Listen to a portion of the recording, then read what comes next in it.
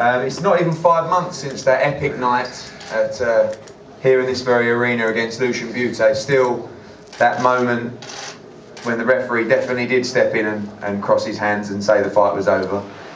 An unbelievable night, an epic night for British boxing. I think, you know, even people who aren't the biggest Carl Froch admirers will bow down and say that was probably one of the biggest nights ever in British boxing. So again, we're delighted to bring Carl Froch back to the UK in the first defence of his IBF super middleweight title. We're delighted to welcome the challenger here today, who's flown over from America, and Yusuf Mack and his manager Percy Custis.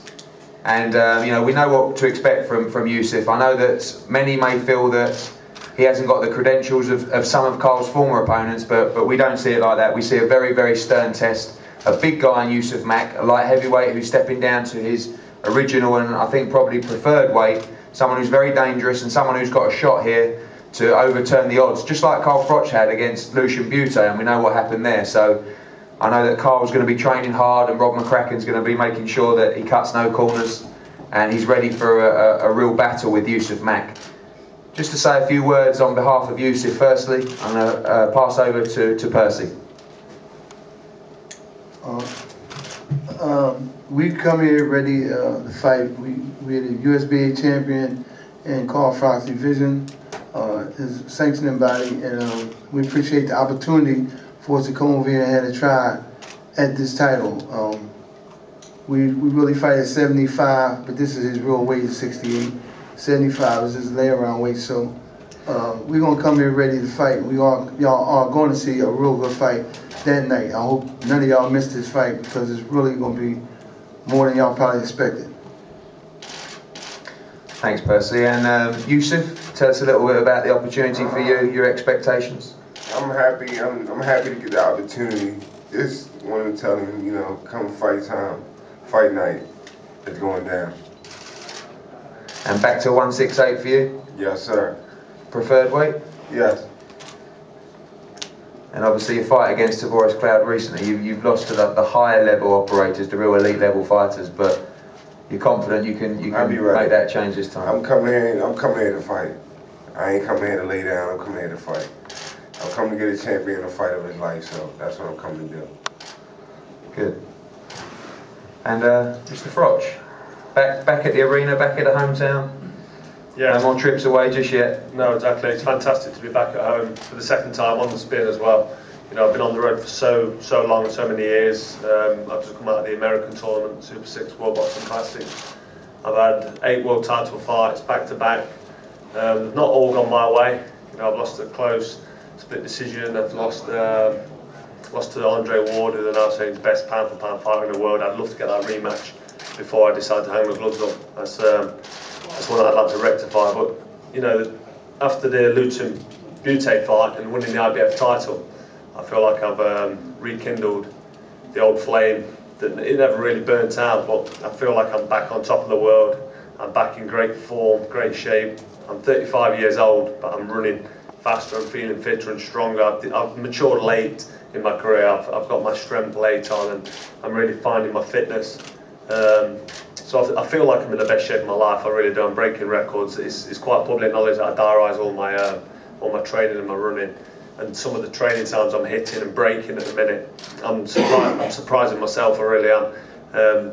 So at 35, I feel I'm very, very much in my prime and in my peak, and there's plenty more to come. People are saying, when do you think you're going to hand the gloves up? A year, 18 months. I'm not going to put a time frame on it. As long as I've still got the desire, which I've very much got, and as long as I can keep running and performing and getting myself out of bed in the morning and doing the hard sparring that I'm doing. I did a great 10-round sparring actually with Tony Bellew, who's also on the bill, which makes his bill a very exciting bill, because he's some fighter that I'm excited is going to be become world champion one day. I'm sparring again with him tomorrow, and then I've got another 5 weeks of hard graft on the build up to the fight with Yusuf Mack. I'd like to thank Yusuf Mack and his team for coming over for this press conference and for taking the fight, because you know it's a big shot for him, so I can see why he's took the fight, but he's coming over to the Lions Den as did Lucian Bute, and you know there's only going to be one winner as far as I'm concerned. I'm there to do the business, and on the 17th of November I'll do whatever I need to do to put Youssef Mack on his back. It's as simple as that. You're talking about me going down. I don't go down. Everybody knows that. You know, it's trash talk. I don't want to get involved in that. But there's only one winner. 3 times world champion, 8 world title fights on the spin. I'm feeling fit and strong as I ever felt. So I'm just looking forward to putting on a great fight for my fans. And they've turned out for me again. You know, we nearly sold this arena out again. Eddie Hearn puts on a fantastic promotion. He does an unbelievable job. So I want to thank Eddie Hearn for being not only a wonderful, handsome man, but being brilliant at his job. I'm not going to get a pay rise for saying that either, but it really does do a fantastic job, and it's great to have a professional team around me, so I can concentrate and relax on getting myself fit, sharp, and ready physically and mentally for the fight, and not have to worry about the business end of boxing.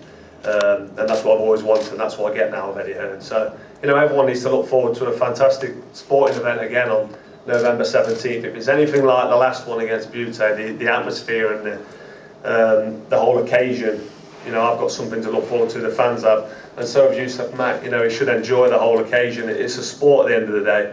A lot of fighters face off, you're getting knocked out, you're going down, I'm going to do this to you, I'm going to do that to you. There's not always any need for that, you know. It's 2 professional athletes in the ring, both wanting to win, but fighters have got an inner respect, an inner ambition, and you know, there's a mutual respect between warriors, and we're both fighters, and we both have to put ourselves through the hard pain and graft to get to the point where you fight. So, you know, I've got a lot of respect for Youssef Mack.